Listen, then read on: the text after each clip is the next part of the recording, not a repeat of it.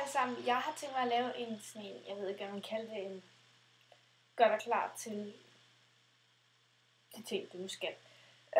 Vi siger skole, men jeg bruger ikke altid den make-up til skole, men det er fordi, vi har noget med, at vi laver film og sådan noget, så når vi laver film, så bruger jeg den make-up, eller hvis vi skal tage billeder.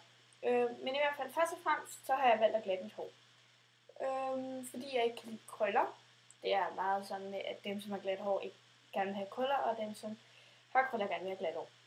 Så jeg valgte at glatte mit hår, og det gør jeg ikke så tit, men jeg har gjort det i en periode. Men ja, men jeg glattede lige mit hår, men det er ikke specielt glat, fordi at jeg orkede ikke stå glat. Det sådan, så det tog vildt lang tid. Fordi det gør det med mit ting. Glat jern. Eller fladjern, eller hvad I vil kalde det. Jeg ved godt, jeg har måske ikke lidt pæneste tøj på i dag, men det er også bare min. Altså, nej, det er ikke min nattrøje, men den er bare ret dejlig at have på. Men jeg har natbukser på. Det kan jeg nok ikke se. Men i hvert fald lad os komme i gang. Først og fremmest skal jeg have min BB-pinde på. Den bruger jeg hver dag. Den er sådan lidt. Det er en BB-cream. Og det er en mat.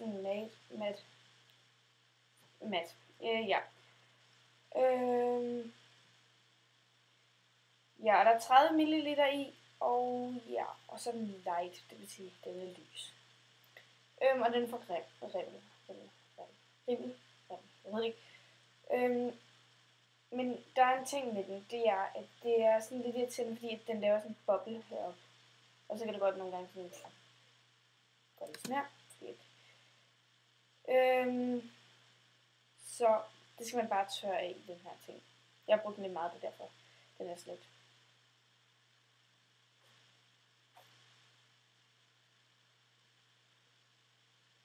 Ja, jeg tager ikke særlig meget på, fordi at ellers så, hvis det er, du har det varmt eller et eller andet, så begynder du bare at løbe, og det er ikke så godt, så jeg lader bare være med at tage så meget på. Gør, at jeg tager det rigtig meget på. Jo, der har været en gang, men det var en fejl.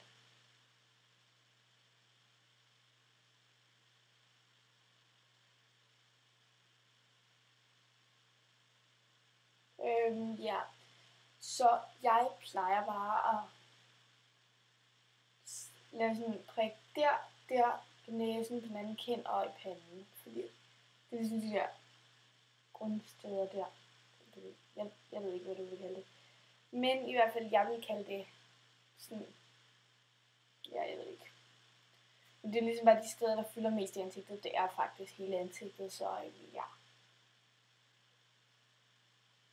Og jeg gør altid det, at jeg tager noget og kører det ned i halsen, bare så man ikke får sådan en kant. Fordi det er ret irriterende at få en kant. Jeg har aldrig rigtig oplevet selv at få en kant. Jo, men det var bare til en musical, så ja. Men jeg står lige foran spejl, det er derfor jeg ikke lige kigger ned i kameraet lige nu. Men i hvert fald. Sådan, nu har jeg taget det i ansigtet. Derefter så tager jeg den her, det er en dækstift, men jeg har krattet det der af. Jeg kan godt lide at pille til. Så tager jeg min dækstift, og så kører jeg sådan under øjnene.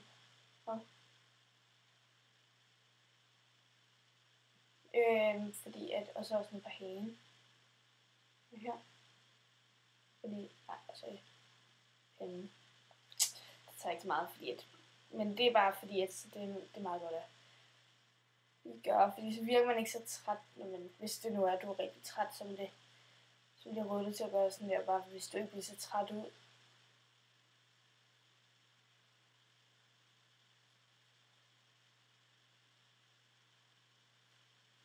Så lyser det sådan mere op. Jeg har sådan en sår ved næsen, som godt også kunne være godt at dække, fordi at det er altid godt at dække sådan en sår, hvis det har et. Ja. Og så vælger jeg så lige at tage den her. Jeg har taget puder på, den ligger bare hernede. Den er sådan lidt smuleragtig, så ja. Så jeg kører den bare sådan rundt i hele hovedet.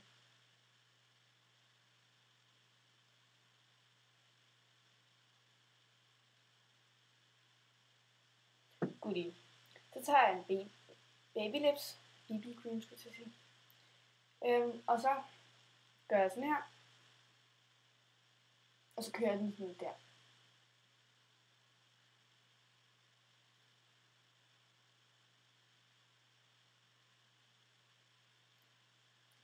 Det kan godt være, at det ser lidt dumt ud, når man gør det, og når man har fået det på. Men så skal du bare tage den her, lige børste det der af. Altså måske først lige tage sådan en finger og gøre sådan der på.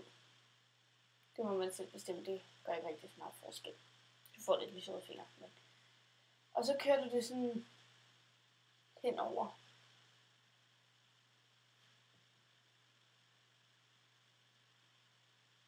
Nogle gange så skal du med lidt til, fordi ellers så fungerer det ikke rigtigt, så sker der ikke så meget. Det kan godt være, at det larmer lidt i baggrunden, men det er så bare min nabo, der er ved at flytte ind.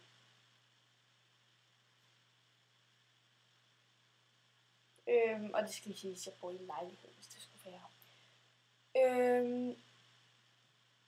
Sådan, nu har jeg taget det på, så får man sådan lidt lyserøde kinder. Og hvis du ikke synes, du får nok farve, så tag noget mere af den, eller så måske tage noget af den her. Den er også ret god, men jeg gider ikke bruge den. Jeg bruger den til læberne. Det gør jeg selvfølgelig også med den der, så jeg gør sådan lidt sådan af, ikke? Og så vælger jeg så at tage en meget sådan mascara på, men jeg kunne også vælge at tage, jeg har lige lagt mig til at være sådan en hak der, at tage sådan en eyeliner, men det er meget besværligt at lægge på lige nu, så det gør jeg ikke. Så jeg tager mascaraen her, og så den er sådan lidt glat i det. Og ja, den er for 10 år. Jeg fik den af min lille kusine. Så ja. Men den er ret god, for den klumper ikke.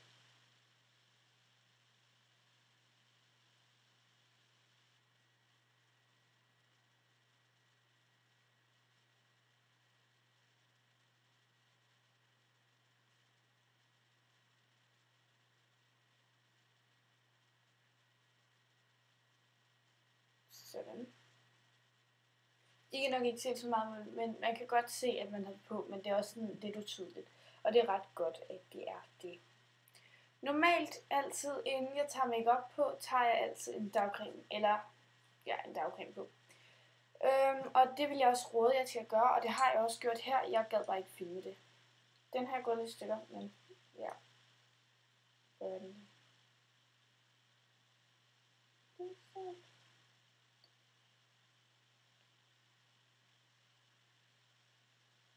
Men den er bare lidt til at gøre sådan med. Du kan også bruge den til øjnene med det. Du må gøre, hvad du vil. Ja, og så har jeg lige fået stillet sådan et spørgsmål, som der er mange, der stiller mig. Og det er, hvor mange makeup, pensler og børster og sådan noget har jeg. Jeg har ikke talt, men jeg har ikke talt, men jeg mener selv, at jeg har ret mange. Det har jeg på en malerpensler, jeg lavede der.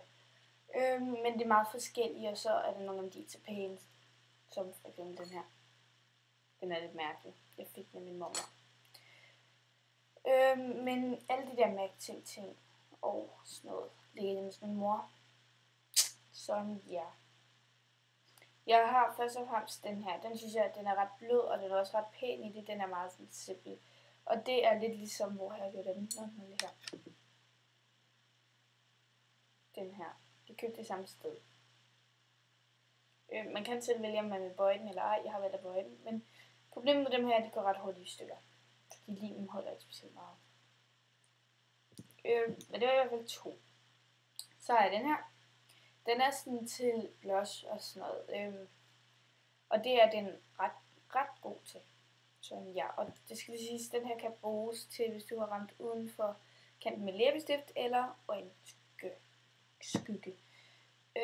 Så har jeg lavet det her, det tæller som en mascara og en eyeliner. Så har jeg så sådan en her. En ting til øjenskygge, men den er sådan, der er sådan, skulle være sådan en ting inde i, men den er knækket, og det er lidt irriterende, så jeg bruger den ikke.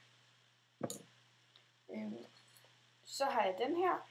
Den er sådan guld, og den er sådan også til øjenskygge og sådan noget. Det er lidt forskelligt, hvad du har tænkt dig at bruge den til. Så er der den her. Den ved jeg ikke, hvad er til, fordi den er lidt stor og sådan noget. Men jeg kunne forestille mig, at den også var til at proppe noget under øjnene. Det har jeg i hvert fald brugt den til. Så er der den her også. Den er ret grim. Men den er meget god. Så er der så også den her. Den er også blush, og den er også ret god. Den er mere blød i det i forhold til den her. Det er sådan mere stive hår, og det her ikke. Det er mere sådan bløde hår. Det må man også se på den. Så den er ret god. Den bruger jeg mest. Men lige til det der. Og den her, der skal man nok bruge den her, fordi den er mindre sådan. Den er mere hård i det. Så har jeg også den her. Jeg tror, det er det til øjenbrynene, og det er det til øjenvipperne til at række klumper ud af og sådan noget. Men det ved jeg ikke. Du kan bruge det til begge dele. Så har jeg sådan en her lille bitte en. Det er til at lave mønster ovenpå og herude og sådan mønster hele ansigtet. Det er sådan en lille en, og den er sindssygt blød. Også virkelig god. Den her er til at proppe nedenunder og sådan noget. Den kan også godt være til øjenskygge. Jeg ved det ikke. Så, der har jeg også en eyeliner her. Det er en sort eyeliner. Og så har jeg så en masse neglefile og negleting. Der kan jeg sikkert også være nogle af jer, der har undret jer lidt over, hvordan min negle var. Det er altså bare sådan nogle her ternede ting. Og det skal lige siges, at jeg ikke selv har lavet den. Det er sådan noget, du propper ovenpå, ligesom falske negle. Godt så. Så det jeg plejer at gøre med mine læber, det er, nu har jeg snakket lidt meget, men det jeg plejer at gøre med mine læber, det er, at jeg vælger at prøve baby lips på. Jo, det gør jeg også. Men normalt så har jeg sådan en lidt mere hudfarvet lyserød i det. Meget let lyserød læbestift, som jeg propper på, og derefter propper jeg den her på, eller den her på, eller andre mine baby lips. Dem her, eller dem her. Det vil jeg gøre, men det jeg vil gøre i dag, det er, at jeg tager den røde.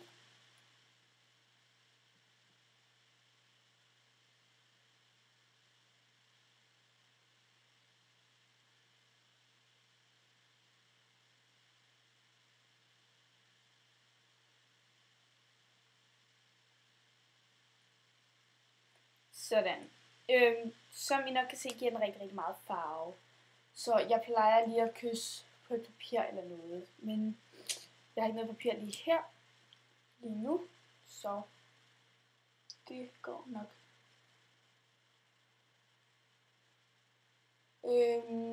Og så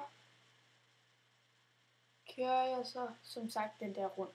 Så ser ens læber faktisk sådan en lille smule mere fyldig ud, fordi så får man taget alt det der er det herude sådan væk. Men jeg ved ikke helt, der var nogen, det var bare nogen, der sagde, at det så mere fyldigt ud, men det synes jeg ikke rigtigt, det gør. Men i hvert fald, tak fordi I så med på den her video. Husk at subscribe og alt det der, like den her video, kommentere alle mine videoer, eller 2 videoer.